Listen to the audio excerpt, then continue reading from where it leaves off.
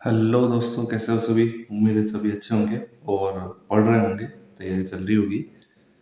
आज हम बात करेंगे एनसीईआरटी के चैप्टर 4 या आरबीएससी में भी वही चलता है। एनसीईआरटी के चैप्टर 4 कार्बन व उसके यौगिक के बारे में। तो बात की जाए कार्बन की, तो कार्बन हमें पहली चीज कि मिलेगा कहाँ पर, पृथ्वी पर कार्बन किन किन रूपों में हमें मिलेगा। सबसे पहले तो भूपर्पटी पर खनिजों के रूप में, भूपर्पटी के अंदर खनिजों के रूप में मिलेगा, जैसे कार्बोनेट,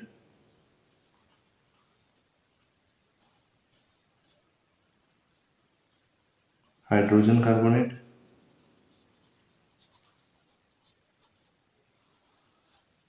और आपको कोयला या पेट्रोल, इन आदि रूपों में अगर आपको मिलता है तो वह खनिज के रूप में मिलेगा। और ये जो है वो केवल 0.02% है, केवल 0.02% में, यानी कि बहुत कम है। अगर बात करें वायुमंडल में, वायुमंडल में हमें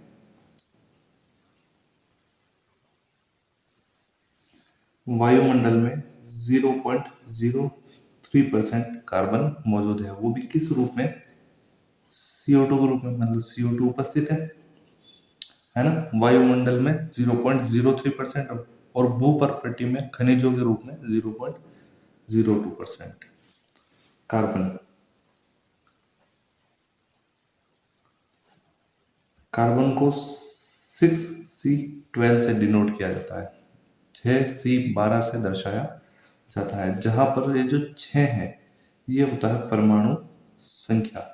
कार्बन की परमाणु संख्या जो है वह 6 है। और परमाणु भार की अगर बात की जाए तो कार्बन का परमाणु भार जो होता है वो होता है 12 यूनिट। परमाणु संख्या 6 और परमाणु भार 12। कार्बन के जो पहला के कोश होता है उसके अंदर 2 इलेक्ट्रॉन, और एल वाला जो है बाहरी जो कोश है उसके अंदर 4 इलेक्ट्रॉन होंगे। कुल कितने हो गए, 2 + 4, 6 इलेक्ट्रॉन। 6 इलेक्ट्रॉन कार्बन में पाए जाएंगे, 2 इलेक्ट्रॉन पहले कोश में और उसके बाद वाले एल कोश के अंदर 4 इलेक्ट्रॉन पाए जाते हैं। अब इसके बाहरी कोश में 4 इलेक्ट्रॉन है, और हमें पता है कि अगर उत्कृष्ट गैस विन्यास प्राप्त करना है, यानी कि अष्टक नियम से अगर हम चलते हैं, तो इसको बाहरी कोश में 8 में से 4 इलेक्ट्रॉन तो पहले से मौजूद है, इसको 4 इलेक्ट्रॉन की और आवश्यकता होती है। या तो क्या करेगी, 4 इलेक्ट्रॉन किसी से ले, या फिर 4 इलेक्ट्रॉन अपने देकर क्या कर दे, इलेक्ट्रॉनिक विन्यास जो है वो कर दे पूरा। अब दोनों ही केसेस में इसके लिए क्या होती है, थोड़ी सी दिक्कत रहती है। दिक्कत क्या रहती है, देखो पहला जो केस है, पहला केस क्या कहता है कि या तो ये क्या करे, 4 इलेक्ट्रॉन ले, 4 इलेक्ट्रॉन अगर लेगा तो क्या बनाएगा वो, 4 इलेक्ट्रॉन लेकर ऋणायन बनाएगा, ऋणायन C4- बनाएगा। 4 इलेक्ट्रॉन अगर लेगा तो 4 इलेक्ट्रॉन का नेगेटिव चार्ज इसके ऊपर और एक्स्ट्रा बढ़ जाएगा, तो ऋणायन बनेगा, 4C4- बनाएगा। लेकिन ये बना नहीं सकता। क्यों नहीं बनाता है, इसलिए क्योंकि 6 प्रोटीन वाला नाभिक, अच्छा नाभिक जो है इसका, प्रोटॉन जो होंगे, प्रोटॉन हमेशा कहाँ रहते हैं, नाभिक में रहेंगे परमाणु के। तो परमाणु के अंदर क्या है कि 6 प्रोटॉन वाला नाभिक है ना, नाभिक एक ही होता है। 6 प्रोटॉन वाला जो नाभिक है वो 10 इलेक्ट्रॉन धारण नहीं कर सकता, है ना। 10 इलेक्ट्रॉन को पकड़ना उसके लिए मुश्किल होता है। क्यों, ऐसा क्या कारण है, इलेक्ट्रॉन और प्रोटॉन दोनों ही क्या होते हैं, अपोजिट चार्जेस होते हैं, यानी कि विपरीत जो है वो चार्जेस है। एक प्लस का है, धनायन है, और एक ऋण, है ना, ऋणावेश और धनावेश है। जब दोनों ही अपोजिट चार्जर्स होते हैं तो वो एक दूसरे को क्या करते हैं, आकर्षित करते हैं, अपनी ओर खींचने का प्रयास करते हैं, खींच कर रखते हैं। तो उनके अंदर आकर्षण बल काम करता है। अब यहाँ पर क्या होगा कि हमारे यहाँ पर प्रोटॉन कितने हो जाएंगे आपके पास 6 और इलेक्ट्रॉन कितने हो जाएंगे 10। आप देखोगे कि जो ऋणावेश है, नेगेटिव जो चार्ज है वो है 10 और धनावेश जो है, पॉजिटिव चार्ज है, वो है 6।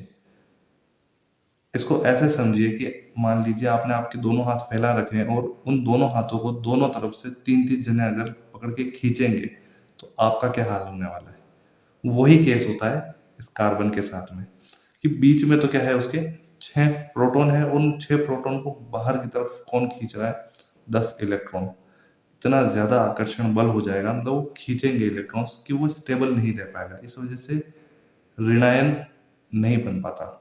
दूसरा जो केस है, दूसरा क्या केस है कि 4 इलेक्ट्रॉन दे दे, 4 इलेक्ट्रॉन देकर क्या बनाएगा, धनायन बनाएगा, यानी कि C4+ C4+ भी बना सकता है, लेकिन बनाता नहीं है। क्यों नहीं है, इसके पीछे भी क्या लॉजिक है। लॉजिक वही है कि जो विपरीत जो आवेश होते हैं वो एक दूसरे को क्या करेंगे, खींचेंगे, एक दूसरे की तरफ आकर्षण बल लगाएंगे। वही चीज है। होगा क्या, ऐसा होता है कि जब आप 4 इलेक्ट्रॉन ये दे देगा तो अब नाभिक के अंदर, नाभिक में प्रोटॉन अभी भी 6 ही है, और अगर 4 इलेक्ट्रॉन दे देता है तो अब इसके पास इलेक्ट्रॉन कितने बचेंगे, केवल 2 इलेक्ट्रॉन, है ना। लेकिन हर एक इलेक्ट्रॉन को जब आप निकालोगे, एक चीज है कि एक दूसरे को इन्होंने पकड़ कर रख रखा है, खींच कर रखा है। हर एक इलेक्ट्रॉन ने 6 प्रोटॉन और 6 इलेक्ट्रॉन, इन्होंने एक दूसरे को क्या कर रखा है, आपस में पकड़ कर खींच रखा है, खींच के पकड़ रखा है। अब अगर एक इलेक्ट्रॉन को निकालते हैं, एक इलेक्ट्रॉन को निकालते हैं तो बचते हैं 5 इलेक्ट्रॉन। अब इधर नेगेटिव चार्ज कम और पॉजिटिव चार्ज ज्यादा, तो क्या करेंगे, इलेक्ट्रॉन को और ज्यादा ताकत से प्रोटॉन अपनी तरफ खींचेंगे। फिर क्या होगा, एक आपने और निकाल दिया, मान लीजिए 4 इलेक्ट्रॉन ही बचे। अब जब 4 इलेक्ट्रॉन बचे तो और ज्यादा ताकत से अपनी ओर खींचेंगे, क्योंकि नेगेटिव चार्ज तो कमजोर होता जा रहा है ना। नेगेटिव कमजोर, इधर बल कम लग रहा है, इधर बल ज्यादा मजबूती से प्रोटॉन अपनी तरफ खींच रहा है। 4 इलेक्ट्रॉन को और तेजी से अपनी तरफ खींचेगा। जैसे ही एक और इलेक्ट्रॉन निकाल दिया, मान लीजिए अब खाली 3 इलेक्ट्रॉन बचे, तब प्रोटॉन अपनी ओर और ज्यादा तेजी से उसको खींचेगा। तो होता क्या है कि इलेक्ट्रॉन को पकड़कर बाहर निकालना पॉसिबल नहीं होता है, क्योंकि इतनी ज्यादा एनर्जी, इतनी ज्यादा ऊर्जा की आवश्यकता होती है कि हम इतने इलेक्ट्रॉन्स को बाहर नहीं निकाल पाते। क्योंकि नाभिक अपनी ओर क्या करेगा, उसको आकर्षित करने का भरपूर प्रयास करेगा। वो नहीं चाहेगा कि इलेक्ट्रॉन बाहर निकले। इलेक्ट्रॉन जैसे जैसे बाहर निकलेगा वैसे वैसे और आकर्षण बढ़ता जाएगा, अपनी ओर खींचना ज्यादा कर देगा वो। तो इलेक्ट्रॉन को निकालना क्या होता है, पॉसिबल नहीं होता है। अत्यधिक ऊर्जा की आवश्यकता होती है। क्या होती है, अत्यधिक ऊर्जा की आवश्यकता। तो ये दोनों ही केस में 4 इलेक्ट्रॉन दे नहीं सकता, 4 इलेक्ट्रॉन ले नहीं सकता। अगर ले लेगा तो उसका हो सकता है अष्टक पूरा हो जाए, लेकिन ले नहीं सकता। क्यों नहीं ले सकता, क्योंकि 10 इलेक्ट्रॉन धारण करना, 10 इलेक्ट्रॉन बाहर की तरफ खींचेंगे प्रोटॉन को, तो वो स्टेबल हो नहीं पाएगा। फिर 4 इलेक्ट्रॉन देकर धनायन बनाए, अगर दे ही देगा 4 इलेक्ट्रॉन तो उसके पास क्या बचेंगे, 2 इलेक्ट्रॉन। लेकिन वो देने के लिए जैसे जैसे इलेक्ट्रॉन बाहर निकलेंगे तो अपने को बाहर निकालने के लिए क्या, ऊर्जा की आवश्यकता होती है। और इतनी ज्यादा ऊर्जा, जैसे जैसे इलेक्ट्रॉन निकलता जाएगा वैसे वैसे आकर्षण बल और ज्यादा बढ़ता जाएगा, प्रोटॉन अपनी तरफ इलेक्ट्रॉन्स को खींचेंगे, तो इलेक्ट्रॉन को बाहर निकालना आसान नहीं हो पाता। तो दोनों ही केस में ना तो ये धनायन बनाएगा ना ही ऋणायन बनाएगा। तो करेगा क्या, यौगिक तो बनेंगे इसके, किसी न किसी तरीके से तो बनाएगा ये। कैसे बनाएगा, ये क्या करता है, ये अपने परमाणु और अन्य तत्वों के परमाणु के साथ में सह संयोजक बंध बनाता है, यानी कि इलेक्ट्रॉन को साझेदारी, शेयरिंग करता है। जब आप किसी को पूरा नहीं दे सकते या किसी से पूरी तरीके से ले नहीं सकते तो आप क्या कर लेते हैं, शेयर कर लेते हैं। हमने देखा है किसी बड़े शहर में, जैसे आप अगर तैयारी करने के लिए जाते हैं, पढ़ने के लिए जाते हैं, तो रूम जो होता है, रूम का किराया बहुत ज्यादा होता है। अकेले अगर आप उस रूम में रहेंगे तो आप अफोर्ड नहीं कर पाएंगे, तो क्या करते हैं, तो अधिकतम बच्चे क्या करते हैं कि किसी और स्टूडेंट के साथ मिलकर क्या कर लेते हैं, उस रूम को शेयर कर लेते हैं, जिससे क्या होता है, रेंट जो होता है, किराया, वो स्प्लिट हो जाता है दो भागों में, थोड़ा मेरे को थोड़ा उसको। इस तरीके से क्या होता है, रेंट चुक जाता है। वैसे ही क्या होता है, सहसंयोजक बंध काम करता है। तो क्या कह सकते हैं हम ये कह सकते हैं कि कार्बन अपने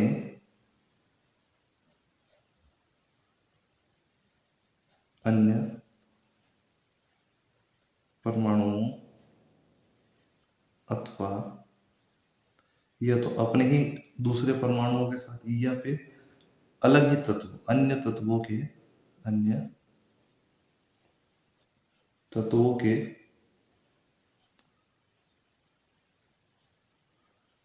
परमाणुओं के साथ संयोजकता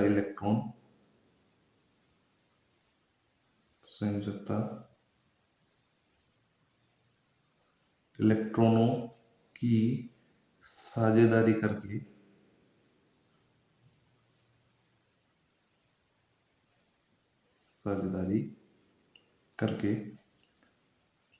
सह संयोजक बंध बना लेता है। कोवेलेंट बॉन्ड जिसे इंग्लिश में कहते हैं, सह संयोजक बंध बनाता है। क्या होता है इस सह संयोजक बंध में कि इलेक्ट्रॉन्स की शेयरिंग होती है। और कौन से इलेक्ट्रॉन, क्या सभी इलेक्ट्रॉन की शेयरिंग हो जाती है क्या? नहीं, केवल वही इलेक्ट्रॉन जो वैलेंस इलेक्ट्रॉन होते हैं, यानी कि सबसे बाहरी कोश। संयोजकता जो इलेक्ट्रॉन, मैंने यहाँ पर लिखा है संयोजकता इलेक्ट्रॉन, तो ये संयोजकता इलेक्ट्रॉन, वैलेंस इलेक्ट्रॉन होते क्या है, बाहरी, सबसे बाहरी कोश में उपस्थित इलेक्ट्रॉन। जो सबसे बाहर वाले जो कोश होगा उसमें जितने इलेक्ट्रॉन उपस्थित हैं वही क्या कहलाएंगे, संयोजकता इलेक्ट्रॉन। और शेयरिंग भी जो होगी वो उन्हीं इलेक्ट्रॉन की होगी।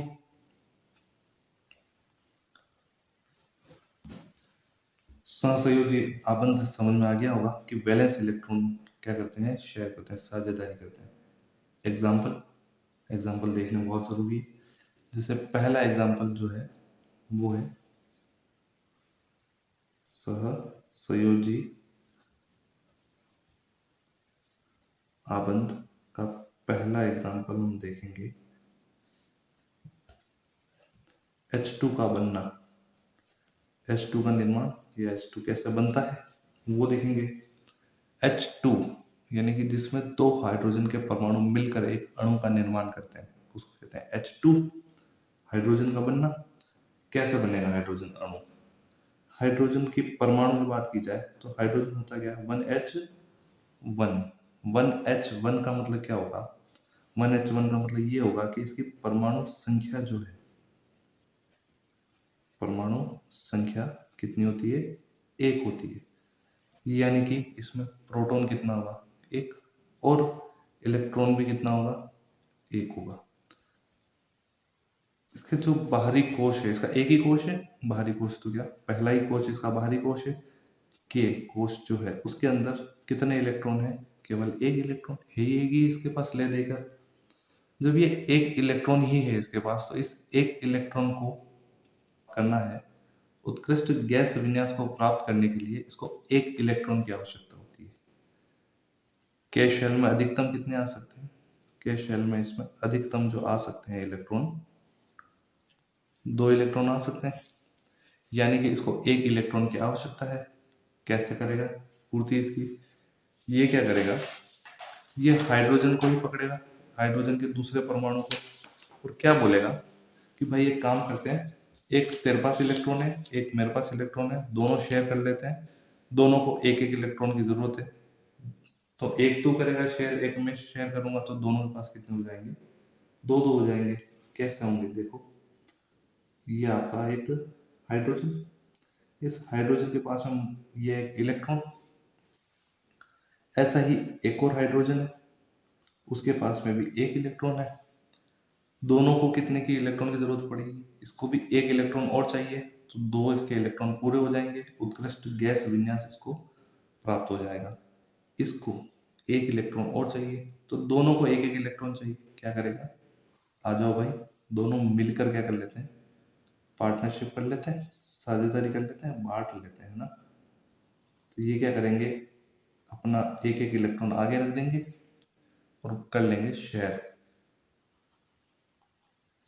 ये जो 2 इलेक्ट्रॉन है, अब अगर हम देखें, ये दोनों इलेक्ट्रॉन इस हाइड्रोजन के पास भी है और ये दोनों इलेक्ट्रॉन इस हाइड्रोजन के पास भी है।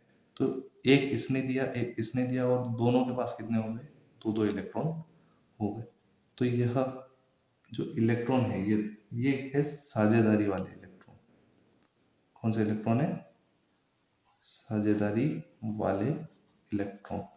और इसी के साथ हाइड्रोजन का उत्कृष्ट गैस विन्यास जो है वो पूरा हो गया है। उत्कृष्ट गैस विन्यास को क्या है, ये प्राप्त कर चुका है। इसको 2 इलेक्ट्रॉन चाहिए थे और दोनों के पास 2 इलेक्ट्रॉन हो गए हैं। यही शेयरिंग है, और अच्छी चीज है। शेयरिंग इज केयरिंग, करनी चाहिए, शेयर करना चाहिए। अगली बात हम करते हैं O2 का बनना। ऑक्सीजन कैसे बनेगा,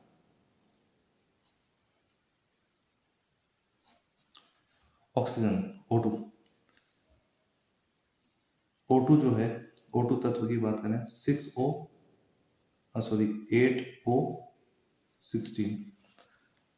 इसकी जो परमाणु संख्या है ऑक्सीजन की, परमाणु संख्या कितनी होती है, 8 होती है। इसमें इलेक्ट्रॉन 8 और प्रोटॉन 8 होते हैं, यानी कि इसके 2 शेल होंगे, एक तो K और एक L। पहले वाले में कितने हो सकते हैं, मैक्सिमम अधिकतम 2 इलेक्ट्रॉन हो सकते हैं। एल वाले कोश के अंदर, एल वाले कोश में अधिकतम इलेक्ट्रॉन हो सकते हैं, इसके अधिकतम तो 8 हो सकते हैं, लेकिन इसके पास 2 तो इसमें आ गए, बचे कितने, 8 में से 2 इसमें आ गए, तो 6 इलेक्ट्रॉन बचे, और 6 इलेक्ट्रॉन एल कोश में चले जाते हैं। यानी कि इसके सबसे बाहरी वाले जो कोश है उसके अंदर 6 इलेक्ट्रॉन मौजूद है।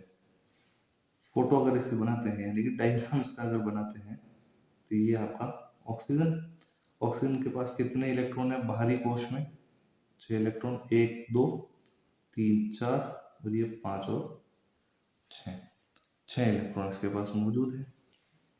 और ऐसा ही एक और कोई ऑक्सीजन है, उस ऑक्सीजन के पास में भी 1 2 3 4 और 5 और 6 इलेक्ट्रॉन है इसके पास। अब क्या होगा कि इसको जो है 2 इलेक्ट्रॉन की और आवश्यकता है, अष्टक में 8 पूरे चाहिए इसको। अगर 8 इलेक्ट्रॉन हो जाते हैं इसके बाहरी कोश में, तो क्या कर लेगा, ये उत्कृष्ट गैस विन्यास को प्राप्त कर लेगा। 2 तरीके, या तो 2 इलेक्ट्रॉन ले, या 6 इलेक्ट्रॉन को क्या कर दे, त्याग दे। 6 इलेक्ट्रॉन त्यागना बहुत बड़ी बात है। 6 इलेक्ट्रॉन त्यागने की बजाय ये क्या करेगा, 2 इलेक्ट्रॉन लेगा। लेकिन ये शेयर भी कर सकता है। शेयर कैसे करेगा, ये क्या करेगा, इसको 2 इलेक्ट्रॉन की जरूरत है, इसको भी 2 इलेक्ट्रॉन की जरूरत है, तो ये क्या करेंगे, अपने 2 इलेक्ट्रॉन को आगे रख लेंगे। 2 इलेक्ट्रॉन तू दे, 2 इलेक्ट्रॉन मैं देता हूं। इससे क्या होगा, 2 इलेक्ट्रॉन इस वाले ऑक्सीजन ने दिए और 2 इलेक्ट्रॉन इस वाले ऑक्सीजन ने दिए। अब इनके पास बचे कितने, 6 में से 2 इसने आगे कर दिए, तो इसके पास बचे 4। और इसने भी 6 में से 2 आगे कर दिए, तो इसके पास बचे 4 इलेक्ट्रॉन ये। और जो शेयर किए, 2 2 मिलकर 4 हो गए, तो 4 इलेक्ट्रॉन ये, 1 2 3 4 और 1 2 3 4, 4 और 4 8 इलेक्ट्रॉन इस वाले ऑक्सीजन के पास हो गए। अब इस ऑक्सीजन की बात करते हैं, तो इसके पास भी ये 4 इलेक्ट्रॉन और 4 शेयर किए, यानी कि 8 इलेक्ट्रॉन। तो साझेदारी वाले इलेक्ट्रॉन कितने इसके पास, साझेदारी वाले 4 इलेक्ट्रॉन है। 2 इलेक्ट्रॉन से एक बॉन्ड बन गया और 2 इलेक्ट्रॉन से एक बॉन्ड बन गया, तो ऑक्सीजन और ऑक्सीजन के बीच में डबल बॉन्ड, यानी कि द्विआबंध का निर्माण हो चुका है। वहां पर ऊपर हाइड्रोजन और हाइड्रोजन के बीच में केवल एक बॉन्ड का निर्माण, एकल बंध का निर्माण हुआ था। यहाँ पर द्विबंध का निर्माण हुआ है, क्योंकि वहां पे केवल 2 इलेक्ट्रॉन शेयर हुए थे, यहाँ पर 4 इलेक्ट्रॉन शेयर हुए हैं। तो उम्मीद है ये समझ में आया होगा O2 वाला। तीसरा हम बात करते हैं N2 का बनना।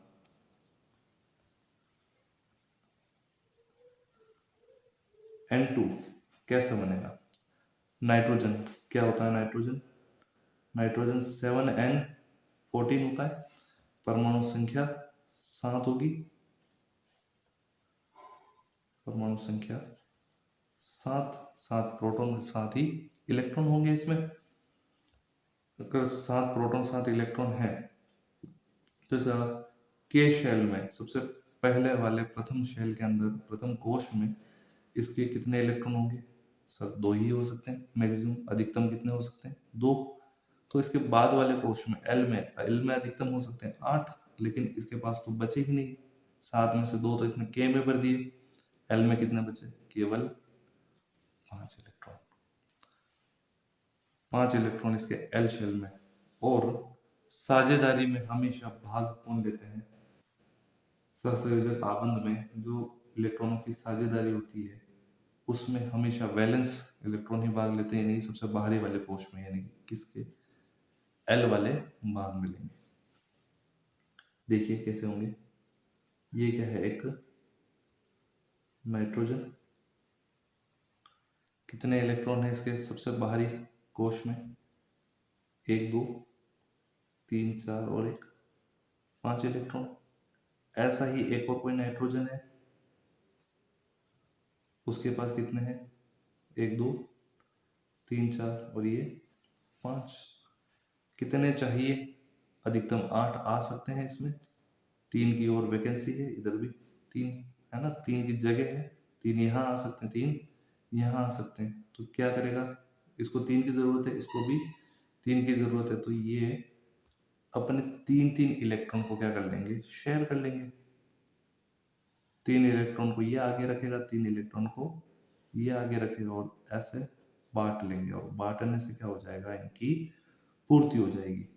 2 और ये 3 इसने रख दिए, बाकी के 3 इस वाले ने रख दिए। अब नाइट्रोजन ने 5 में से 3 अगर इसने रख दिए हैं तो इसके पास कितने बचे? केवल 2। इसने भी 5 में से 3 इधर रख दिए तो बचे कितने? 2।